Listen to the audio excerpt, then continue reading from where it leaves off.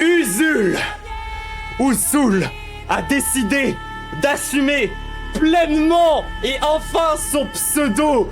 Il a décidé de réunir autour de lui tous les Fremen pour mener la sainte guerre contre l'empereur et les Sardaukar. Usul a enfin, on ne l'appellera donc dorénavant plus Usul comme on avait tendance à le faire jusqu'à maintenant. Il s'agit bel et bien de Usul, le Lisan Al-Gaïb, le Kwisatz Haderach, le Muad'Dib, c'est ça, c'est Muad'Dib, je sais plus.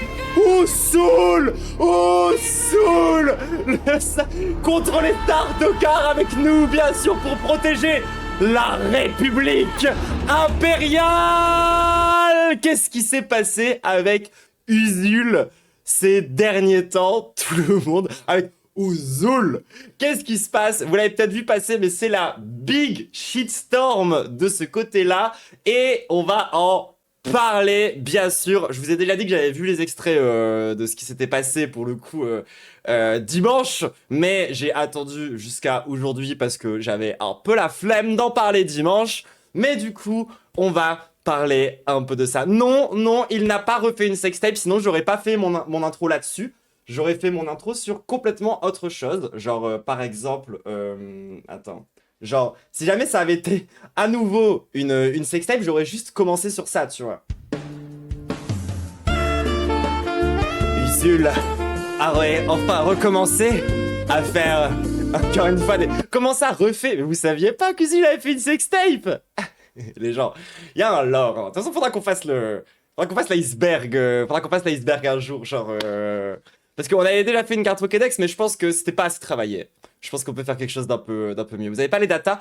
En gros, c'est une shitstorm qui date de l'époque Raptor Dissident, dans laquelle t'as tous les droitards qui étaient tombés sur, genre, une vidéo d'une TDS dans laquelle il y avait Usul, là, basiquement. Et du coup, tous les droitards s'étaient foutus de sa gueule. Et les 3-4 droitards un peu honnêtes étaient en mode... Bah, c'est stylé, il baise, non? Et du coup, il y a cette espèce de moment où... Genre, l'extrême droite savait même pas trop comment elle-même traiter ce lore-là, mais donc oui, effectivement, il y a une partie d'internet qui a pu voir la petite à Usul.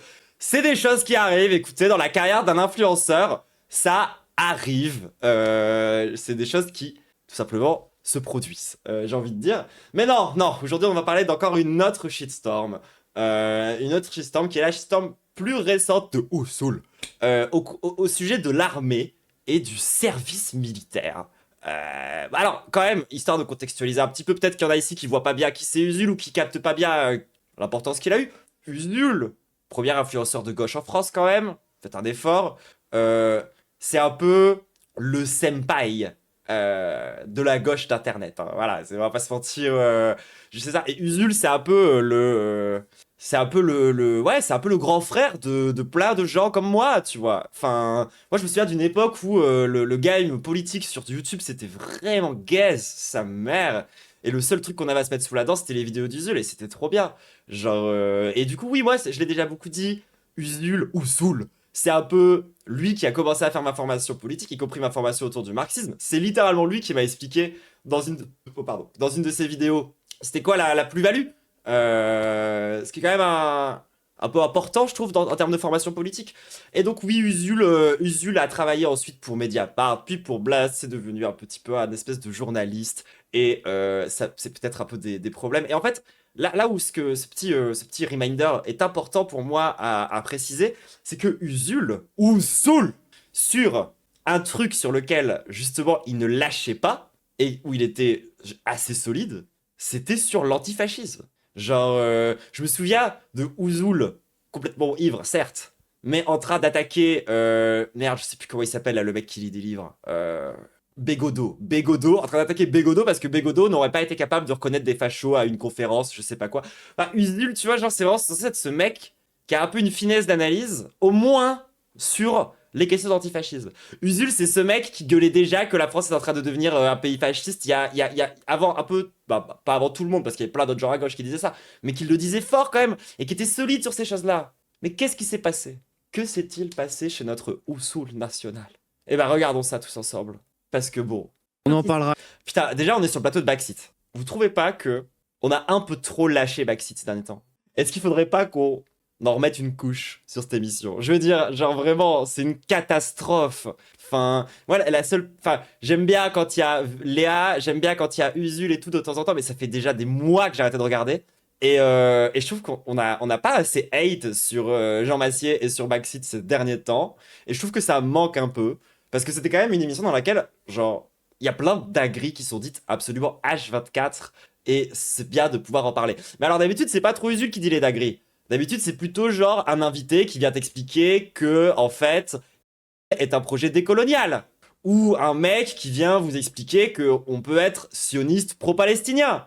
Ou, par exemple, Jean Massier qui décide de devenir d'un seul coup l'égérie de la bipolarité et qui fait le marketing pour tous les hôpitaux psychiatriques comme si c'était des endroits merveilleux. Il y a plein d'arcs narratifs, tu vois, dont on peut parler autour de Backseat. Et c'est vrai qu'on les a un peu lâchés. On était trop occupés à se pendre nous, je crois.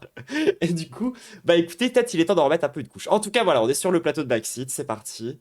À la pause club. On en parlera à la pause club. Non, moi j'ai vraiment arrêté. Autre sujet d'actualité. Attention, ouvrez bien vos esgourdes. Vous allez faire votre service militaire, les copains. Emmanuel Macron a dévoilé aujourd'hui les détails d'un nouveau service national militaire volontaire lors d'un déplacement. C'est bizarre un peu, tandis que je croyais qu'il y en avait déjà un. En Isère. Il sera Merde. J'avais oublié la data. C'est chez moi, ça. Ouvert ce nouveau service national volontaire dès 2026 aux citoyens de 18 ans et 19 ans. Il durera 10 mois et il sera rémunéré à 800 € par mois minimum. Ce qui est une énorme vanne déjà, genre vraiment 800 € par mois. Ça va, c'est genre, pourquoi pas, genre, mais ne serait-ce que juste même le SMIC en fait. Genre, tu sais, on te forme à aller mourir à la guerre et on te paye moins qu'un alternant. Genre, vous savez, c'est marrant parce que j'ai regardé la chaîne de Padu l'autre jour. Et il parlait d'une meuf à Dubaï qui payait super mal sa nounou. Et bah, sachez que vous serez payé à peu près autant qu'elle. Logé, nourri et détaxé quand même. Oui, mais enfin, tu sais qu'il y a des tafs où c'est le cas et où t'es payé au SMIC en fait. Genre, c'est pas parce que t'as des bonus à côté de ton salaire que, du coup, on t'enlève ton salaire. Genre, est-ce que, du coup, parce que les gens de chez EDF ne payent pas leur électricité, on leur enlève du salaire, tu vois. Genre, est-ce qu'on enlève genre aux fonctionnaires? Bah typiquement, tu vois, genre c'est pas parce que c'est non, c'est pas obligatoire, c'est totalement volontaire. Non, les gens, c'est totalement volontaire. Vous allez voir, on va parler un peu plus en profondeur. Attendez. Oui. Le service national volontaire sera institué progressivement dès l'été 2026. On va commencer avec une petite cohorte de 3000 jeunes, mais à horizon 2035, on sera normalement à 50 000 jeunes. C'est l'ambition présentée 50 000. par le président de la République aujourd'hui. La semaine dernière, c'est le chef d'état-major des armées qui a pris la parole devant les maires de France pour dire que le pays devait être prêt à accepter de perdre des enfants. Oui, il y a un militaire qui a dit ça, oui. Tout à fait. Il a bien précisé des enfants. Genre, c'est pas... C'est-à-dire que pour lui, c'est vraiment, faut qu'on envoie des gosses. Hein. Genre, tu sais, c'est un vieux militaire, un vieux général qui est genre enfoncé au fond de son fauteuil, en sueur. Il est en nage comme ça, il a sûrement touché une gamine juste avant. Et il est en mode... Il va falloir accepter que des enfants meurent. Et genre, évidemment, ça rend ma boule d'entendre ça, tu vois. T'es en mode genre... Et en plus, il te le présente comme un there is no alternative. Il est vraiment en mode, il faut accepter. C'est comme ça, d'accord. C'est... Et alors, de préférence, des enfants pauvres, hein, parce que, genre, t'acceptes pas d'aller faire ton service à 800 balles par mois quand t'es issu d'une famille de bourgeois. Hein. C'est un point important quand même. Qui avait beaucoup fait réagir. Loumir, qu'est-ce que tu penses de ce service national volontaire? Franchement, j'ai plus les mots tellement ils me font péter un plomb en fait. En fait, qui va aller faire ce truc? Des fachos. Genre, objectivement des fachos. J'en pense quoi cette chroniqueuse? Je sais pas, je la connais pas, je m'en fous. Mais qui Bon, est-ce on sait. qu'on pense? Ben voilà, on sait. Est-ce que quand Glucksmann il nous dit Ou des pauvres, ou des gens vraiment très précaires, oui, effectivement. oui, les enfants, c'est ces enfants qui vont aller faire le service Ou des enfants de fachos, effectivement. militaire volontaire? Non mais il y a un moment, faut arrêter très très vite de se foutre de notre gueule en fait. Qui va aller faire ça? Ça va être nos jeunes, les jeunes de nos villages, ça va être les jeunes qui sont déjà en train d'être Ils ont littéralement dit qu'ils visaient les jeunes entre 18 et 19 ans. commencés à être propagandisés par un espèce de truc complètement guerrier, mascu, où on leur dit qu'en fait t'es jeune, t'es pré-guerre, bah vas-y va faire la guerre, parce qu'en fait qu'est-ce que tu vas faire d'autre? Mais en fait, on n'a pas autre chose à proposer à nos gosses que de faire ça. On n'a rien d'autre à leur En donner. l'occurrence, c'est pas une politique jeunesse, hein, c'est une politique défense. Jean, je m'en branle de si c'est une politique jeunesse ou une politique défense. Le projet, c'est quand même d'embrigader des jeunes dans l'armée. Mon ref, ça peut être les deux en fait. Genre, alors en fait, quand on envoie les jeunes à l'armée, c'est plutôt une politique pour l'armée ou plutôt une politique pour la jeunesse? Vous avez 2 heures. Oui, Ouais, mais enfin, en vrai, ça va être quoi? Bah, on parlait du RSA tout à l'heure, entre 18 et 25 ans. Ben, moi, les jeunes chez moi, Qu'est-ce que ça change? je leur dis, hey, tu veux aller gagner 800 balles? En plus, on vit aussi dans une société qui glorifie la violence de plus en plus auprès des hommes en particulier. Alors, et c'est là où vous voyez que, genre, bon, je ne vais pas vous mentir, j'ai déjà vu l'extrait. Hein. Mais alors, elle a vraiment, à partir de là, une défense mais catastrophique. Je suis désolée, mais un homme violent, ça va créer quoi? Ce truc, ça va. Moi, je suis désolée, ça va être une fabrique à hommes violents. Un homme violent, ça fait quoi? C'est violent. Alors, oui, en effet, sur le fond, je suis d'accord avec ce qu'elle dit. Effectivement. Mais je crois sincèrement et profondément que le problème de l'armée, c'est pas tant la masculinité, tu vois, que genre vraiment le fascisme. Alors oui, il y a des ponts entre les deux. Hein. Il y a des liens. Il y a évidemment, tu vois, genre on passe notre temps on passe notre temps à en parler de ces trucs-là. Mais le problème d'envoyer 3000 jeunes dans des services militaires tous les ans pour essayer d'atteindre les 50 000, c'est pas que ça va créer des violeurs. Genre, c'est là qu'on voit le prisme un peu, genre, féminisme libéral, un peu déconnant, quoi, dans ce discours. Genre, je suis désolé, mais le problème, genre, c'est pas que ça va créer des hommes violents. Alors, déjà, c'est sûr qu'il y aura des meufs fachos qui vont vouloir y aller, c'est genre, ça fait partie du PV, tu vois. Mais, au-delà de ça, genre, non, le problème, c'est pas que ça va créer des hommes violents, masculinistes. En fait, spoiler, ils ont pas besoin de ça, en fait.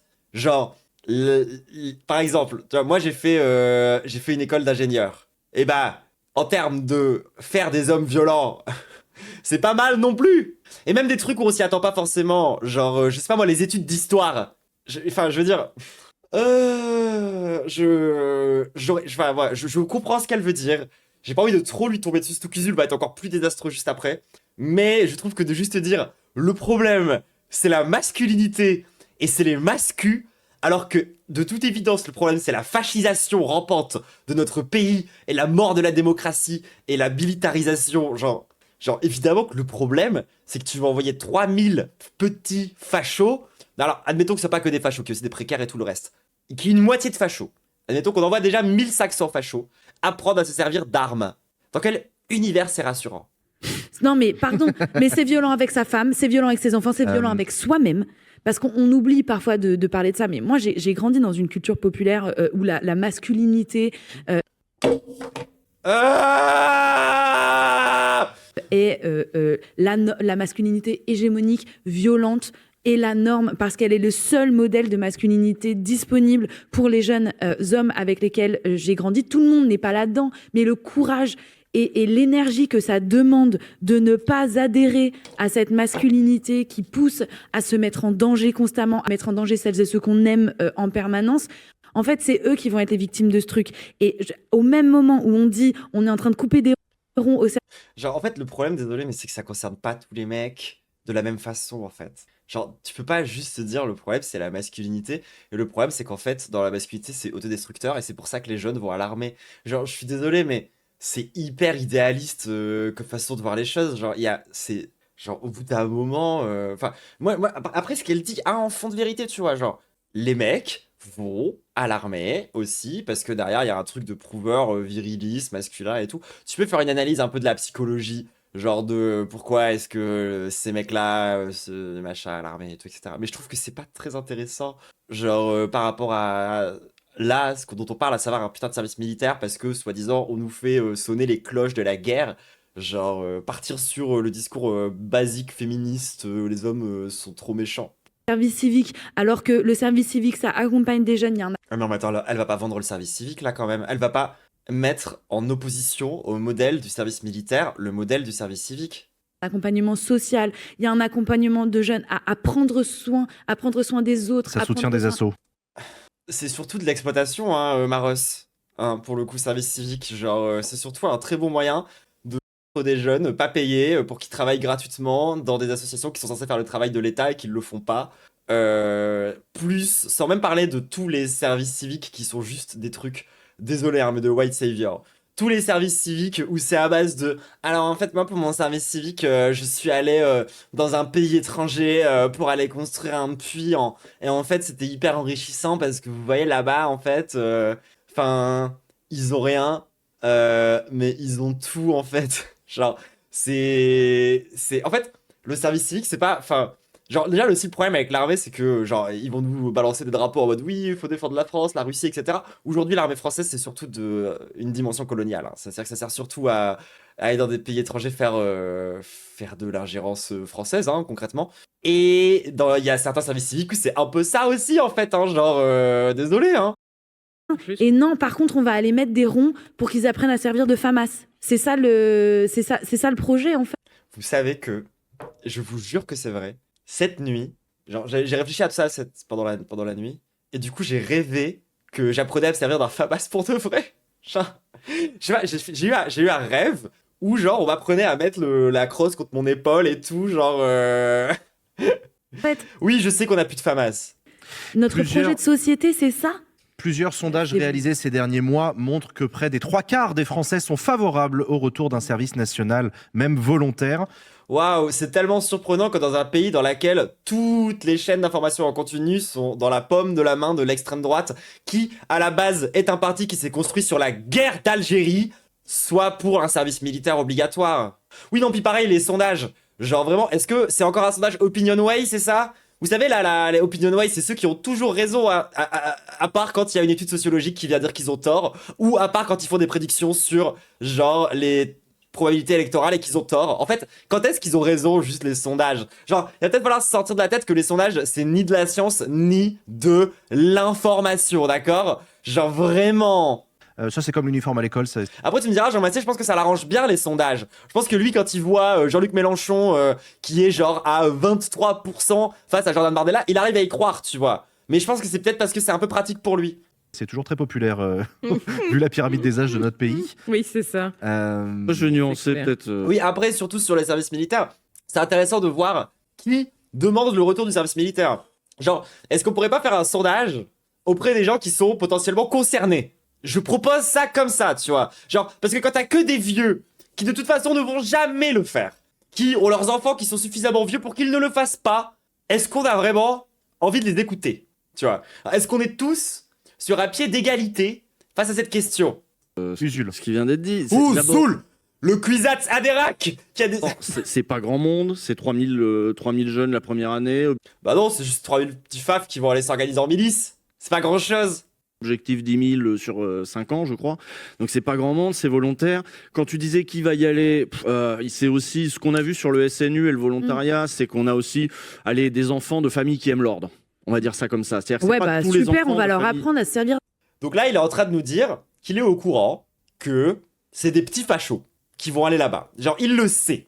D'armes, génial. Mais- Trop envie que les fachos ils sachent se servir d'armes. Moi, si on compare au SNU, à strictement qui est Mais pourquoi vous voulez comparer le dernier truc gaze de Macron avec tous les autres trucs gaze de Macron, en fait? Genre, ça me fatigue un peu. en train d'être foutu à la benne. Hein. Ah, mais il s'est terminé depuis Ouais, septembre. c'est fini, Voilà, là. c'est nul, Ah, ça ça y n'existe plus. Non, c'est Donc, oui, oui. le SNU, l'idée, c'était que tout le monde y passe pour apprendre la République, gna gna gna gna gna gna. Là, au moins, ça dit un peu plus les termes. C'est pas censé concerner tous les gamins. Voilà. Et c'est... Attendez, du coup, là, le choix, c'est genre, vous préférez avoir une journée un petit peu gaze dans lequel il y a des gosses qui se font un peu matraquer par des trucs de la République et qui du coup comprennent que c'est fake deep et que c'est de la merde et que ça concerne tout le monde, ou vous préférez qu'on fasse une institution qui permette à 3000 fachos d'avoir une formation militaire / paramilitaire. Tic-tac, tic-tac. Vous préférez quoi? Moi, je crois que je sais ce que je préfère. Je pense que je préfère une espèce de JDC de merde dans laquelle tout le monde voit très bien que c'est gaze, Genre, parce que c'est ça, hein, genre le SNU. En fait, le problème du SNU déjà, c'est qu'on n'a pas les moyens de le faire. Donc c'est de la merde. Et ensuite, genre, oui, bah au moins ça concerne tout le monde. Donc, genre, ça va pas juste être un truc dédié aux fachos pour militariser des fachos, genre. Usul, genre, tu le sais qu'apprendre à des fachos de se servir d'armes, c'est une mauvaise idée. Dans un contexte ils voudraient choper, alors c'est ce qu'ils disent, ils voudraient arriver à détecter les jeunes talents qui pourraient être les pilotes de drones de demain s'il y a la guerre. Ça, là, il s'agit pas d'aller dans les tranchées, il s'agit d'essayer de trouver les hackers de demain et je sais pas quoi, c'est en tout cas ce qu'ils disent. Non mais ça va, c'est bon. C'est juste la France a un incroyable talent en fait. Genre, sur le coup, on a cru que c'était un mec de l'armée qui voulait dire qu'il fallait que les enfants aillent à la guerre pour mourir. Mais, en fait, c'était juste une émission de la France a un incroyable talent. Il y aura quelques fachos par choix et plein de prolos par dépit. Je suis même pas sûr de ça. Pour moi, il y aura quand même beaucoup plus de fachos que de prolos. Mais après, ça peut être les deux. Hein. Mais les seuls types déjà politisés, ça sera quelques fachos. Oui, du coup, ça va juste prendre des jeunes pas politisés et ça va juste les fasciser aussi, tu vois. Genre vraiment, enfin... Mais ça a changé d'odeur, hein, la France a un incroyable talent, genre. Mais on n'est pas sur, j'entends un petit peu, on va tous aller mourir dans les tranchées, on envoie nos gamins. Non, c'est pas ça l'ambiance. Non mais qui dit ça? Genre... De toute façon. Donc bon, faut un petit peu tempérer et puis... Surtout qu'encore une fois, ils disent pas on va tous aller mourir dans les tranchées. Ils disent on va faire mourir les enfants. C'est pas pareil. L'idée c'était de dire, est-ce qu'il y aura une confrontation dans 3 ou 4 ans avec les Russes? C'était ça le truc. Hein. Et c'est sûr que si tu regardes les Ukrainiens, eux les gamins, ils font un roulement. Il y a même les vieux qui essaient d'aller à la guerre pour pas que les gamins retournent trop sur le front, etc. Ouais, mais si la guerre se On n'est pas en Ukraine en fait. présente... Oui, mais l'Ukraine, quoi, l'Ukraine? Bah, on n'a pas. Non, mais pardon, mais moi je suis On n'a pas de désolée. frontière Tant que on n'aura pas vraiment agi diplomatiquement sur la Russie, parce que pour le moment on a gelé les avoirs, mais on les a pas confisqués. Il y a plein de trucs. Alors là, elle marque quand même un peu un point aussi sur le fait que genre oui bon, peut-être qu'on a été un peu couille molle aussi sur certains trucs avec la Russie depuis le début, genre. Qu'on peut faire encore et qu'on n'a pas fait On est avant de parler de faire mourir nos enfants, en fait. On n'est pas bien avec... bah, tu connais Curtis Yarving. Oui. Bah, Curtis Yarving Non, écrit... mais on s'en prend. Donc Curtis Yarving, ce blogueur américain, Sphère Maga, grand inspirateur notamment pour Peter Thiel, il écrit pour lui, et il est très écouté, on lui doit notamment, il paraît, l'inspiration pour le plan Gaza. Hein, oui, bien sûr, la Gaza Riviera, c'est lui, ouais. Bah, Voilà. Son rêve, c'est des techno-États, avec Exactement. des techno-Césars. Et alors, son fantasme pour l'Europe, c'est de laisser l'Europe dans la main de Poutine. C'est-à-dire Oui, mais d'ailleurs il a pas tout à fait tort. de faire en sorte que Poutine, et on le voit, c'est-à-dire quand il nous présente des traités de paix qui sont traduits par IA du russe, littéralement avec les demandes des Russes dedans, point barre, c'est-à-dire que les États-Unis sont devenus un bête relais de ce que veulent les Russes pour nous. Et donc Et ce que veulent les Russes pour nous, c'est à peu près ce qu'ils ont. Orban partout, en gros. Orban Oui, partout. bien Ce sûr. qui a- D'accord. Et du coup, genre, comment ça se matérialise, ça, potentiellement, je dirais, dans la France d'aujourd'hui? Le fait que ils veulent, basiquement, qu'on soit les puppies de Vladimir Poutine, les Américains. Comment ça se matérialise? Attendez, je vais vous montrer une photo que j'adore. Vous allez voir, elle est fantastique. C'est au siège du Rassemblement National. C'était il y a quelques années. Où en fait, il y a quelqu'un qui a offert ça à Marine Le Pen et elle était super heureuse. Genre, elle était vraiment aux anges de fou malade. C'est cette image. Là, ce que vous voyez, du coup, c'est Marine Le Pen avec ses 347 dents, buveuse d'adrénochrome notoire, qui se retrouve du coup face à un portrait de elle, forcément, donc qui a clairement 20 ans de moins sur cette image, mais bref. À côté de Trump, qui a également 30 ou 40 ans de moins que dans la vraie vie, mais bref. Et à côté, on a donc Vladimir Poutine. Donc là, vous voyez tout l'arc nationaliste cringe international. 50 nuances d'enfer, c'est à peu près ça. On aurait pu racheter Netanyahou à côté, hein, ça aurait été super. Et donc, qu'est-ce que ça veut dire ce genre d'image? Ça veut peut-être dire que, je sais pas moi, si aujourd'hui il y a un danger pour qu'on soit les assujettis à Vladimir Poutine, ce danger qui fait que, genre, politiquement parlant, on deviendrait des espèces de petits satellites autour de la question russe. Le problème, c'est le Rassemblement National. C'est le Rassemblement National, en fait, qui aujourd'hui est financé entre autres par la Russie, qui aujourd'hui balance qui est d'accord sur eux, sur énormément de choses, sur que ce soit sur les LGBT, que ce soit sur la gestion des frontières ou sur ces trucs-là, sur comment est-ce qu'on fait de la démocratie concrètement. C'est le Rassemblement National en fait. C'est-à-dire que si vraiment t'as peur, si toi ton angoisse dans la vie, c'est que genre Poutine ait du pouvoir en France, Ce qui est une angoisse compréhensible. Ce qu'il faut faire, c'est éviter, je sais pas moi, de fasciser le pays, par exemple. Par exemple, il faudrait éviter d'envoyer 3 000 à 10 000, voire 50 000, parce que c'est le projet, gosses dans une institution objectivement fascisante qui va faire qu'ils vont aller voter pour le Rassemblement national derrière. C'est-à-dire que si tu veux vraiment protéger la démocratie, peut-être qu'il faut pas la remettre dans les mains des fachos, je sais pas moi. S'il y a un danger vis-à-vis de la Russie, je suis désolé, mais c'est le Rassemblement national. Le seul vrai danger par rapport à l'ingérence russe en France, c'est cette meuf. Hein, d'accord? C'est elle la préférée, c'est elle la candidate favorite de Vladimir Poutine, en fait. Ça arrangerait beaucoup les États-Unis. Pourquoi? Alors, je termine le dernier point. Parce que pour les États-Unis, enfin pour les MAGA, l'Europe est le dernier foyer des démocraties libérales. Oui, bien sûr. Oui, dans leur tête. Mais pour les MAGA, la France, c'est un pays socialiste aussi. Hein. Donc, est-ce que vraiment on va regarder les choses avec de leur point de vue? Est-ce que bon, nous, en termes de démocratie libérale, c'est pas vraiment ça, tu vois. Genre, là, actuellement, on est perfusé depuis 7 ans au Macron 49.3 antidémocratique qui a déjà eu 7 premiers ministres. On est dans un état impérialiste d'un niveau de violence absolument monstrueux dans tous les pays du Sud. Et on veut envoyer des jeunes dans l'armée pour qu'ils puissent perpétrer les mêmes violences impérialistes. Je dirais que on n'est pas tout à fait une démocratie libérale, en fait. Genre, et puis même quand t'es de gauche, t'es pas censé défendre la démocratie bourgeoise, c'est bizarre. D'être de gauche, c'est extrait de Blast, c'est pas Blast, c'est Backseat. Et ça date de genre aujourd'hui. C'est ça qu'il faut crever. C'est ça hier. que et eux ils se disent nous on n'a pas l'énergie, nous on a on a l'Amérique du Sud à gérer, hein, on a la puissance de la Chine en face à concurrencer, on n'a plus le temps de s'occuper des Européens, encore moins de les défendre contre les Russes, alors qu'au finalement les Russes feraient peut-être un bon boulot, notamment pour tuer notre dernier adversaire. Et finalement ils voient presque les Européens comme ils voient leurs adversaires démocrates localement. Bah oui, bien c'est sûr. ce qui reste des démocrates. Si Ouais, tu c'est veux. les derniers démocrates du monde. Donc, faudrait et puis que ça crève. Non, ce que social. je veux dire, c'est qu'il y a un truc, il y a quand Par même, ailleurs. on va vers peut-être une confrontation, y compris militaire, pour la survie de notre modèle démocratique. Pas Non, mais non. Genre, on va pas aller faire la guerre à la Russie pour protéger notre modèle démocratique. Stop avec ça, tu vois. Genre, pourquoi Usul c'est devenu Emmanuel Macron? Genre, tu sais, il est à 2 doigts de nous sortir un PowerPoint avec écrit avec le nombre de chars russes et le nombre d'avions russes derrière pour expliquer pourquoi est-ce qu'en fait il faut faire une union sacrée et pourquoi est-ce que il faudrait qu'on double le budget de l'armée. Parce qu'en fait, du coup, il faudrait qu'on puisse protéger notre incroyable modèle démocratique en pleine forme et en pleine santé. Hein. Ce serait dommage. Hein. Genre, vous êtes conscient quand même que genre, c'est marrant parce que ça nous balance que le désir des grandes puissances impérialistes modernes, ce serait qu'on devienne Viktor Orban, basiquement. Qu'on devienne un pays à la Viktor Orban. Oui, mais c'est déjà le cas. Hein. Genre, je suis désolé, hein, mais notre démocratie, si on s'arrête vraiment sur les institutions, si on regarde comment sont structurer les institutions de la France. Et bah, le pays qui s'en rapproche le plus dans toute l'Union européenne, enfin dans toute l'Europe plutôt, c'est Viktor Orban. C'est la Hongrie de Viktor Orban en fait. Genre, le truc qui donne autant de pouvoir au président, qui peut faire que le président puisse autant s'en de tout, avec les médias qui sont possédés par des... C'est vraiment genre, déjà le cas aujourd'hui en fait. Genre, mais attendez, enfin... C'est trop grave. Genre, attendez, faut qu'on ressorte un vieil artwork qui a été fait sur cette chaîne.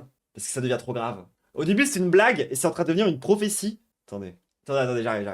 Merde, c'est où déjà? Ah oui. Est-ce que notre prophétie devient vraie? Est-ce que notre prophétie devient réelle? Est-ce que ça y est? Est-ce que Usul ou Soul est en train de s'animorpher en Edoui Plenel une bonne fois pour toutes? Est-ce que ça y est? On y est enfin? Est-ce que... Je suis désolé les gens. Mais c'est un peu trop réel. Genre, on a fait ça il y a genre des mois. Vraiment, il y a des plusieurs mois.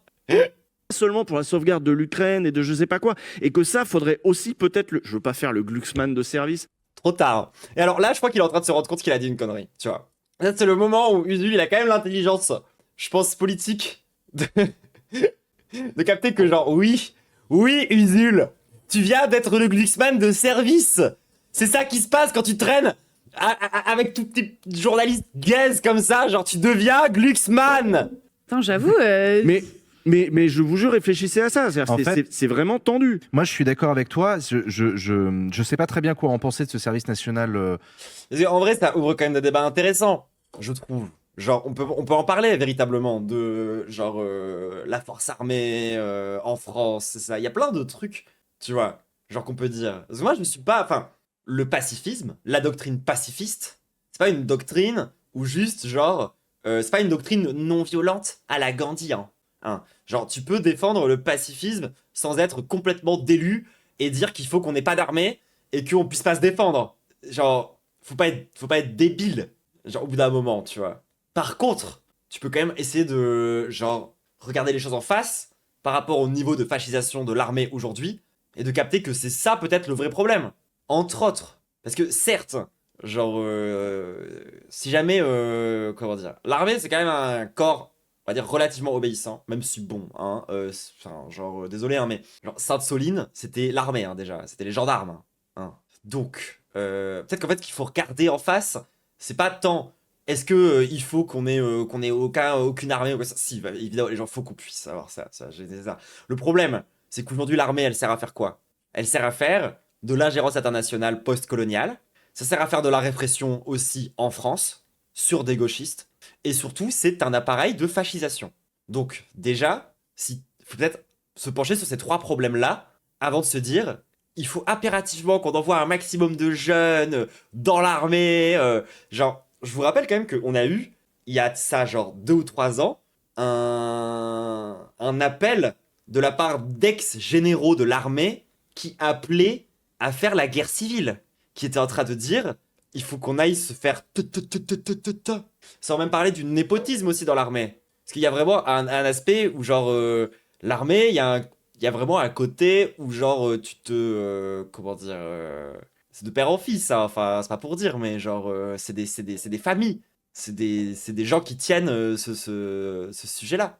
Et oui, je vous assure les gens, il y a quelque temps il y a eu des généraux de l'armée, des ex-généraux de l'armée qui ont dit genre il faut faire une guerre civile, littéralement, à cause des Arabes. Les fantasmes des gendarmes à Sainte-Soline en disent long aussi. Bah oui. Et genre avant de faire des grandes campagnes de communication pour dire qu'il faut recruter un maximum de gens, peut-être regarder ce problème-là, quoi. Genre, le fait qu'on a une armée qui, déjà, fantasme, bande sur le fait de tirer sur sa propre population, fantasme et bande sur le fait d'aller dans des pays impérialistes pour jouer les colons. Genre, et y compris, genre, regardez ce qu'on a vu l'autre jour quand on regardait le documentaire sur la Centrafrique. Wesh, l'armée française qui a débarqué là-bas, qui a désarmé un des deux camps, et qui a été voir l'autre camp qui a dit alors en fait on fait passer un message de désarmement, clin d'œil, clin d'œil, clin d'œil, clin d'œil. Le lendemain il y avait un coup d'état. Donc genre effectivement à gauche on devrait avoir un discours sur l'armée. Faut pas qu'on mette ça de côté. C'est comme les questions sécuritaires ou les questions d'immigration. Faut pas qu'on soit timide. Faut qu'on soit vraiment pacifiste. C'est-à-dire qu'il faut pas qu'on envoie des gens qui sont justement des personnes qui cherchent absolument la guerre et tout dans notre armée, etc. Mais il faut qu'on soit genre solide sur le pacifisme. Faut pas qu'on soit parce que sinon, en fait, on devient Glucksmann, basiquement. Et on est en mode ah non, l'extrême droite, ah mais l'extrême droite de ailleurs, hein, pas la nôtre. Du coup, on va augmenter notre extrême droite à nous pour se protéger contre l'extrême droite des autres. Ouais, bah non, ça va marcher. Enfin, genre, ça va juste genre faire monter encore plus un parti qui n'attend qu'une seule chose, bah, c'est d'avoir la main mise sur l'armée, genre. Et c'est ça qui nous tend en fait, genre. C'est ça, il y a un monde dans lequel c'est une potentialité réelle où t'as Bardella président, qui du coup arrive dans un état qui a complètement viré illibéral, antidémocratique, et qui arrive en fait au pouvoir avec du coup un appareil de recrutement massif de la jeunesse. Sounds like les futures jeunesses bardéliennes, hein, sans vouloir raviver des vieux souvenirs douloureux.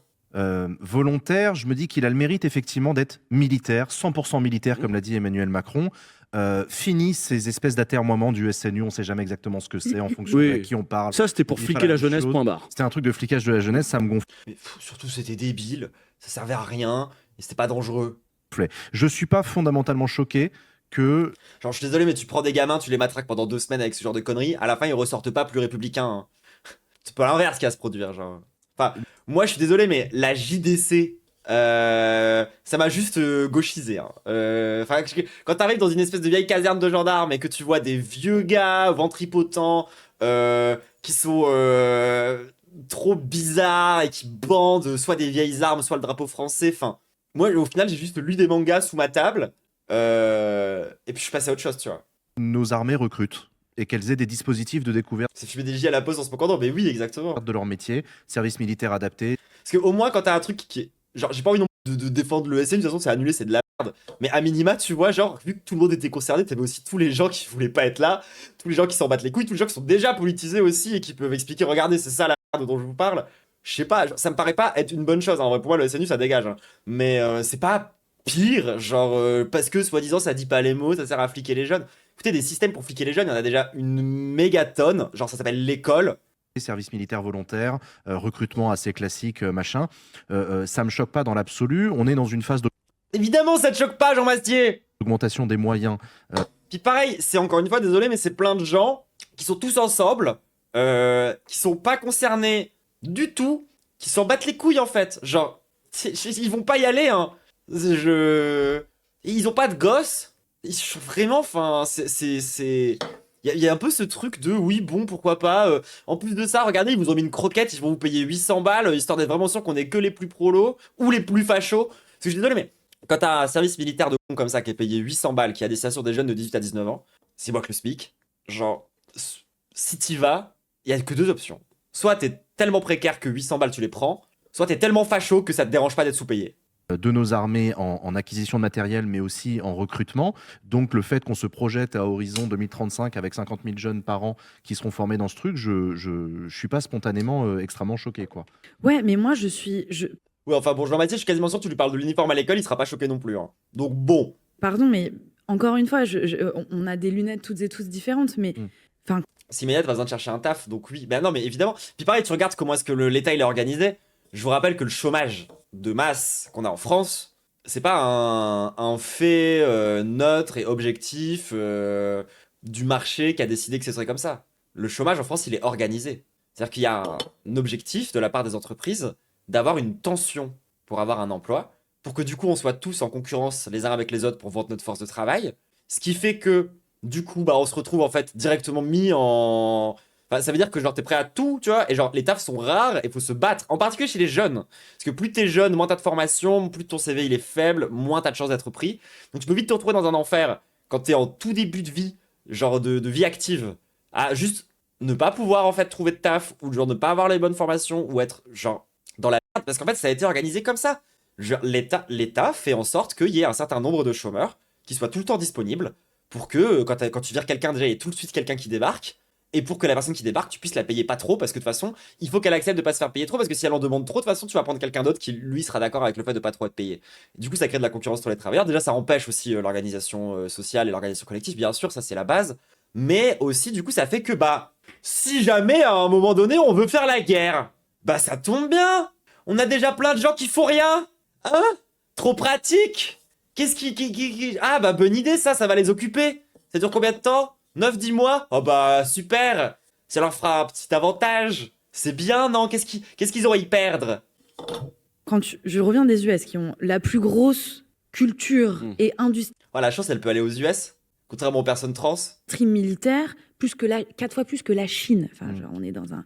Qui va se faire sauter en Irak et en Afghanistan? C'est les enfants de pauvres. Tout le temps, toujours. Et donc moi, j'avoue que voir des bourgeois... Voilà, là je recommence à bien l'aimer, tu vois. Genre au début c'était Disaster Class où elle était sur le masculinisme, on s'en bat les couilles. Là, la basée. qui nous expliquent qu'il faut que nos enfants meurent, bah franchement, ça me donne envie de leur mettre des claques. Alors, Mais surtout que nos enfants meurent, genre vraiment, enfin, c'est genre, c'est même pas... C'est vraiment les enfants, il a dit le mec, quoi. après, j'entends aussi, ça c'est une réponse extrêmement émotionnelle. J'entends que on ne fait pas de la politique et de la diplomatie avec mes émotions. Je veux bien, mais je pense qu'il faut quand même... dire ça. Mais je pense quand même qu'il faut les poser, parce que ça n'est pas... C'est un peu sexiste, non? Genre, bah si, hein, on peut... complètement... Désolé, mais genre, lui, c'est normal d'avoir des émotions quand il y a un général de l'armée qui vient te dire qu'il faut accepter que tes enfants meurent. Je pense que t'as le droit d'avoir un... Et on n'est pas chez les zététiciens, hein? anodin de voir des gens qui ne seront jamais concernés dans leur chair, dans le fait de perdre leurs enfants. Et de nous dire, il faut qu'on donne... Après, les gens qui sont jamais concernés dans leur chair par des sujets, ils adorent le donner, leur avis sur ces trucs-là en général. Nos enfants à la patrie. Mais ouais, bon, bref. Après, j'entends, mais moi, ça m'interroge aussi de nous voir passer sur ce mode guerrier, alors que quand même, on assiste au même moment où on assiste à l'impuissance absolue de la diplomatie et des relations de la diplomatie, internationales. Non, mais au niveau global, pardon, mais comment on peut faire confiance à l'ONU quand il y a un génocide en cours et qu'on n'est rien capable de faire? L'ONU, qui on rappelle, hein, est une institution pour maintenir en place un ordre colonial. Hein. Pas grand chose de plus. Hein. Bah. Il y a 2-3 pays qui arrivent à faire des percées, qui arrivent à faire des trucs avec, mais c'est vraiment cet outil de merde. Genre, si c'est dans un jeu vidéo, ce serait une arme qui te fait des dégâts chaque fois que tu l'utilises en fait. Sauf quand t'as le passif force impérialiste. Ouais, mais Sacrée bonne carte de Magic, ça. en fait, c'est pas juste en envoyant des troupes qu'on peut faire des trucs. Il y a aussi un vrai sujet financier de prendre position sur des actifs pour faire en sorte. En fait, et c'est quand je dis on n'est pas l'Ukraine, c'est pardon, mais si l'UE à un moment décide de couper tout lien avec la Russie, c'est pas l'Ukraine en fait. On peut pas se le permettre, on a besoin de leur gaz. Bah ouais, mais en fait, peut-être que c'est ça la question. Comment est-ce qu'on fait autrement avant d'envoyer nos enfants mourir? Comment est-ce Peut-être. qu'on se pose d'autres questions? Peut-être remettre en cause, je sais pas moi, le système politique d'organisation sociale qui nous a déjà menés par le passé à vivre un siècle entier de guerre. Peut-être qu'il faut remettre en question cet ordre économique qui, par le passé, nous a déjà fait vivre, genre le siècle d'avant c'était quand même il y a 25 ans, un siècle entier de guerre. Je dis ça comme ça. Je pense que c'est quand même plus important de se poser ces questions-là avant de dire on va envoyer nos enfants mourir. Et je réagis à ce truc de service militaire volontaire en lumière avec ça, bien que j'entends et je vois ce que tu veux dire et on voit tous que c'est le retour de la guerre, en effet, et que c'est plus intéressant de la faire par drone que de la faire dans des tranchées. Mais tu vois ce que je veux dire? Oui. Non mais les drones, ils s'abattent sur des gens, hein. C'est pas genre... C'est pas des batailles de robots. On n'en est pas encore à se faire la guerre avec des casques VR et où en fait c'est que des robots qui s'entretuent, hein. Le pilote de drone, c'est des vrais gens hein, qui meurent après. Dans l'ambiance, je pense que c'est des débats qui vont avoir, même à l'intérieur de la gauche, qui vont ressembler à ceux qu'on avait. Ah oui, justement, il faut qu'on soit solide. C'est-à-dire que c'est exactement comme pour l'immigration, tu vois. Genre, la gauche, sur le sujet de l'armée, de la militarisation, de tout ce budget-là, etc. et tout, c'est comme avec l'immigration. C'est pas en ayant le même discours, genre débile et dégénéré que la droite, qu'on va s'en sortir, en fait. Genre, déjà parce qu'on n'est pas aussi bon que là-dessus, puisque c'est littéralement leur domaine, hein, de dire qu'il faut chasser les immigrés. Bah, c'est un peu pareil pour nous, si vous voulez. Genre, il faut qu'on soit radicalement antiraciste si on veut pouvoir avoir un bon discours sur le sécuritaire et sur l'immigration. Et bah, par rapport à la guerre et la militarisation, c'est pareil. Si on se contente d'avoir le même discours en plus soft que la droite et l'extrême droite, on va juste se faire graille. Il faut qu'on soit résolument pacifiste et qu'on le fasse genre sérieusement, c'est-à-dire pas comme EELV qui va te dire qu'en fait il faut être pacifiste parce que la guerre c'est un truc d'homme. Et oui, non, faut être plus solide que ça au bout d'un moment. C'est pas parce qu'il y a Usul qui te retourne 2 arguments et 2 cartes pièges et qui devient littéralement Raphaël Glucksmann que justement du coup tu t'allonges en disant désolé je suis une pauvre femme qui ressent trop d'émotions. C'est quoi ce plateau de con là? Sur la guerre d'Espagne. Et puis les bombes, c'est un polluant. Dans les années 30. Bien sûr, et ils sont importants. Voilà. C'est bien qu'on les ait, je suis d'accord. Qui tiennent sur notre modèle, quoi. Est-ce qu'on va aider les camarades qui essaient de lutter contre. Voilà. Je suis d'accord avec toi. Léa? Moi, je voulais qu'on revienne sur la temporalité de cette annonce. Ah ouais? Parce qu'elle n'est pas anodine. Là, il y a des négociations justement sur ce qui est en train de se passer entre la Russie et l'Ukraine actuellement. Je veux dire, Emmanuel Macron fait cette sortie au moment même où nous sommes, les négociations sont en cours en Suisse. Donc c'est pas. La guerre d'Espagne, j'ai pas suivi quand il parlait de la guerre d'Espagne. Après, si il y a besoin de faire un parallèle avec la guerre d'Espagne, oui, l'Ukraine aujourd'hui ressemble un peu, d'un point de vue situation géopolitique, à ce qui se passait en Espagne avant la Première Guerre mondiale. Vous voyez Guernica? C'est cette guerre-là. C'est le moment où en fait il y avait la révolution espagnole versus du coup Franco et le franquisme qui commençait à prendre beaucoup de place, donc les royalistes contre les anards, socialistes, staliniens, tout ça, qui s'affrontaient et où du coup on avait déjà le PS à cette époque-là qui avait trahi parce qu'il voulait pas aider les gauchistes là-bas avant la Seconde Guerre mondiale, avant la Seconde Guerre mondiale, c'est vrai, très juste. Et où du coup bah en fait c'était déjà un endroit où il y avait la guerre. Après c'était une guerre civile donc c'est pas vraiment pareil. Enfin il y a plein de trucs qui vont pas en fait parce que ce qui se passait à cette époque-là en Espagne, c'était aussi une bataille idéologique pour un mode d'organisation. Ce qui se passe aujourd'hui en Ukraine, c'est plus genre une annexion forcée militaire. Genre, même le parallèle fonctionne pas en fait. Hein. Ah, c'est pas tout à fait anodin, moi je trouve, comme annonce à ce moment-là. Juste voilà, c'est un théâtre de guerre dans un environnement dans lequel on est à 2 doigts de rentrer dans une guerre ouverte, c'est tout. Le timing est quand même relativement choisi. Oui, en fait, c'est plus sur le côté, voilà, les gens testent leur matos. C'est plus sur ça qu'on va faire le parallèle, en fait. Genre, c'était un petit peu un moyen de faire du test. Et je voulais voir, enfin, De playtester.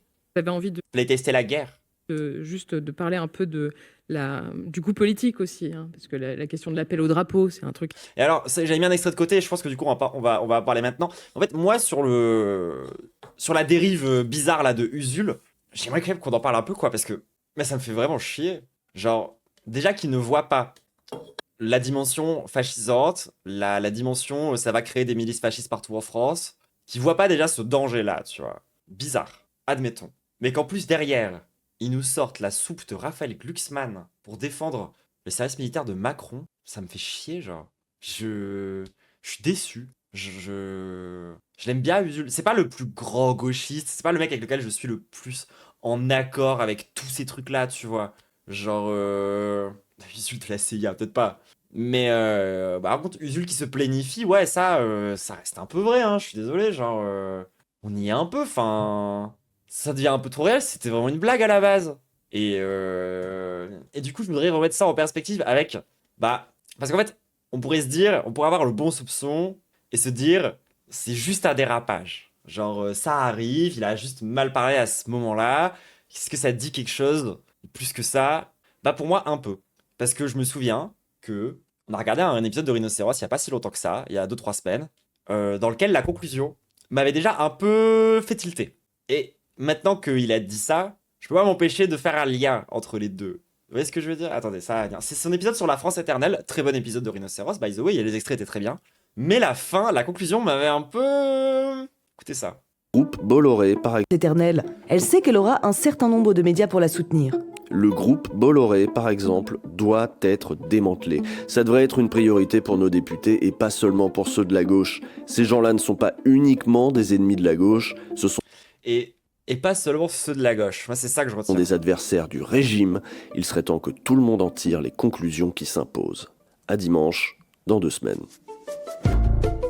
Donc, qualifier l'extrême droite d'ennemi du régime pour s'en débarrasser, c'était la conclusion de ce rhinocéros-là.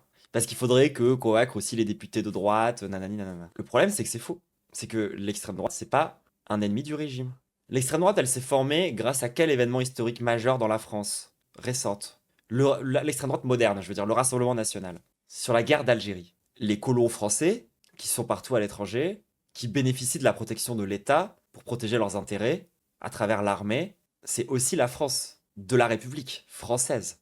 C'est la démocratie qui a fait ça. C'est la démocratie qui a produit ça. Donc non, il faut arrêter. En fait, moi je pense que c'est ça qui se passe chez Usul en ce moment. C'est qu'il se dit, à gauche tout seul, on va pas y arriver. Il faut qu'on arrive à convaincre plus large que la gauche. Donc au lieu d'avoir un discours vraiment de gauche, il faut qu'on parle de république et de démocratie. Un peu comme Raphaël Glucksmann. Et le problème, c'est que ça revient du coup à ignorer la dimension profondément fasciste et la dérive d'extrême droite qu'il y a déjà au sein de notre régime.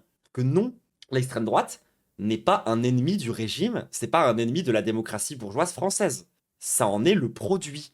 C'est un truc qui émerge de ça et qui se construit de cette façon-là, en fait. Donc, non de... Parce qu'en fait, le vrai problème, c'est que si tu commences à du coup mener des politiques où tu t'en prends aux adversaires du régime, en les qualifiant tels quels, en étant vous êtes des dangers pour la démocratie, qu'est-ce qui va se passer si jamais, genre, je sais pas au hasard, Marine Le Pen arrive au pouvoir? Qu'est-ce qui va devenir, à ses yeux, à elle, un adversaire du régime? Et quels moyens elle aura à sa disposition à ce moment-là pour s'en débarrasser? C'est ça le danger, avec un discours où t'arrêtes de penser les classes sociales, t'arrêtes de penser...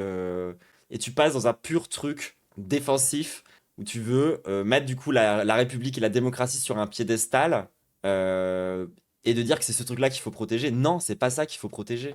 J'ai pas envie de protéger le régime français, qui est un des régimes les plus impérialistes et meurtriers de l'histoire, qui fait de l'ingérence coloniale, mais H24, c'est un peu grave. Et je me souviens qu'à cette époque-là, Usul qui était dans le chat à ce moment-là, qui est peut-être encore dans le chat à ce moment-là, désolé, genre sorry, mais genre c'est un peu trop grave.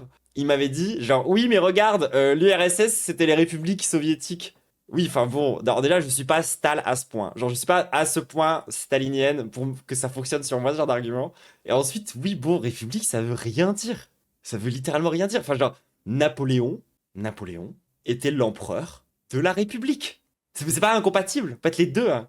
C'est déjà la technique Arc Republica pour essayer de criminaliser LFI, mais c'est ce qui va se passer en plus.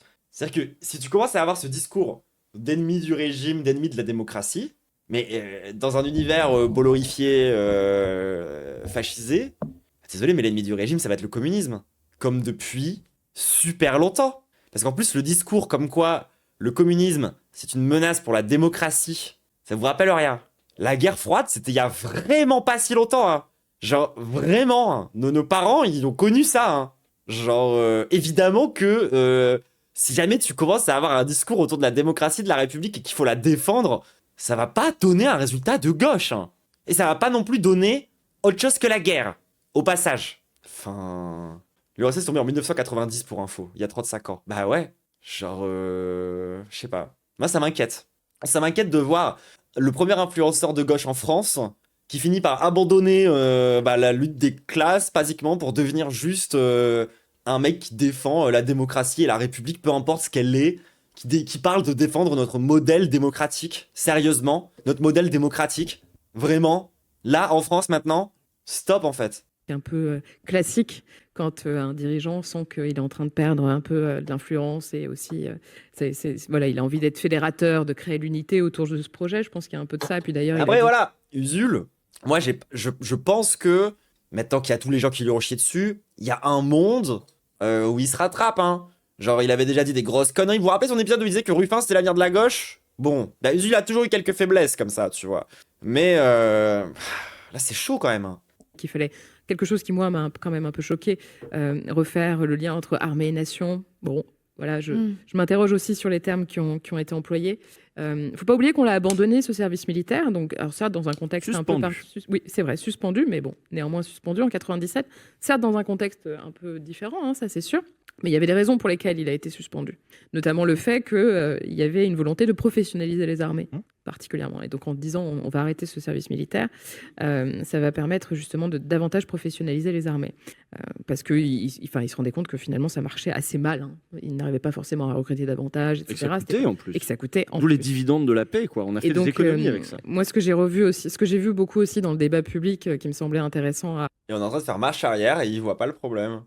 à souligner ici, à la fois politique et médiatique, c'est un peu les nostalgiques de la soi-disant mixité sociale que ça permettait d'avoir, etc., Non, mais... qui est aussi bullshit as fuck. Il y a d'autres manières de faire de la Et mixité donc, quand même. précisément, c'est ce que j'allais dire. Oui, peut-être. Il y a quand même d'autres endroits pour faire de la mixité sociale. Je pense à l'école, évidemment, sur les plans locaux d'urbanisme, bien Ah bah puis l'école, on est au top en termes de mixité sociale en plus, hein, aujourd'hui, c'est trop bien. Hein. évidemment.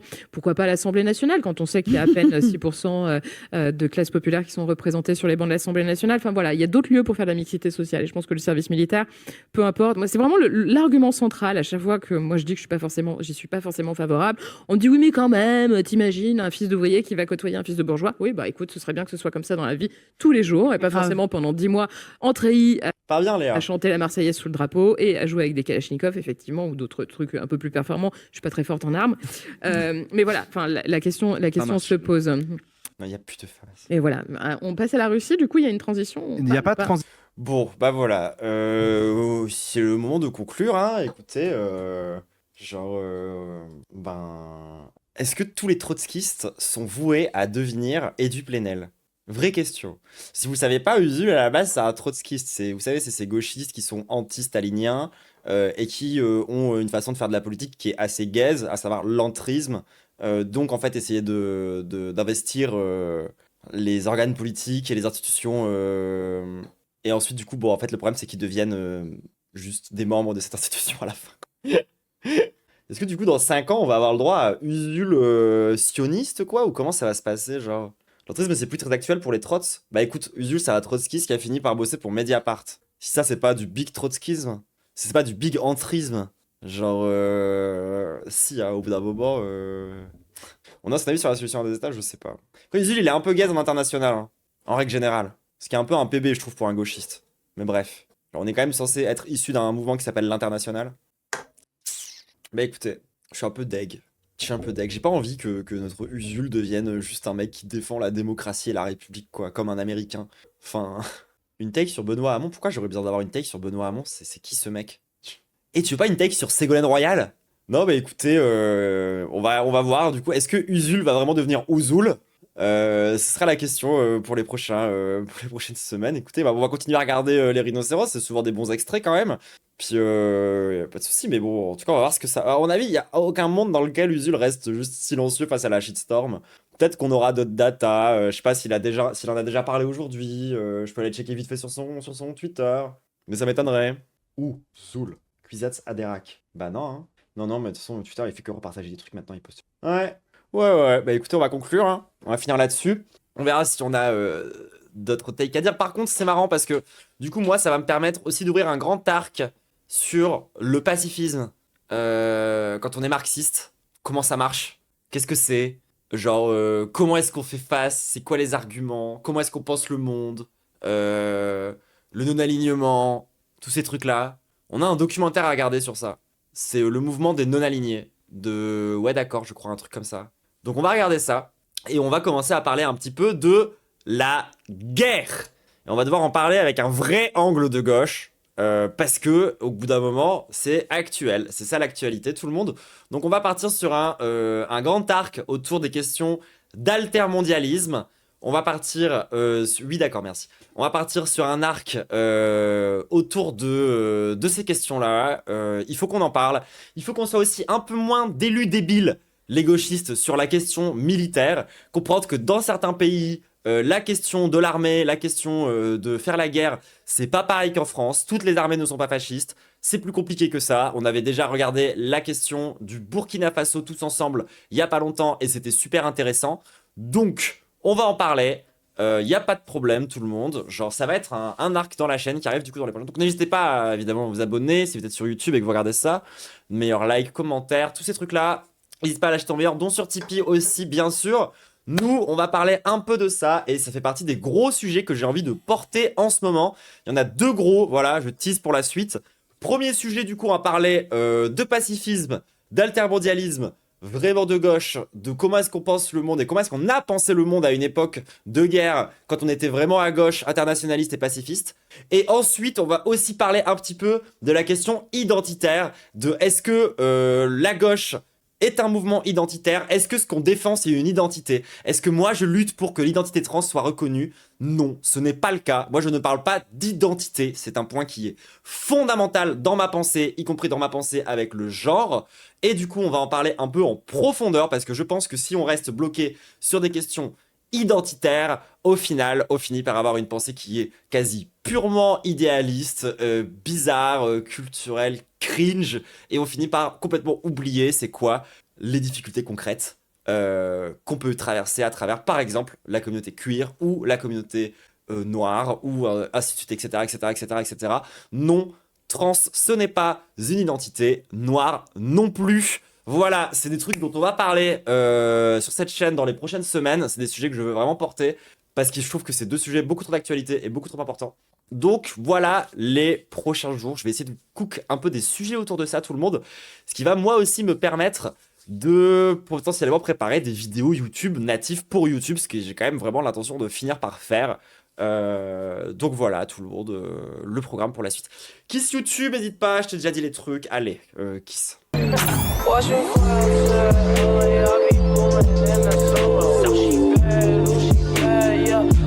Get your number ever since I can't remember. I've been popping.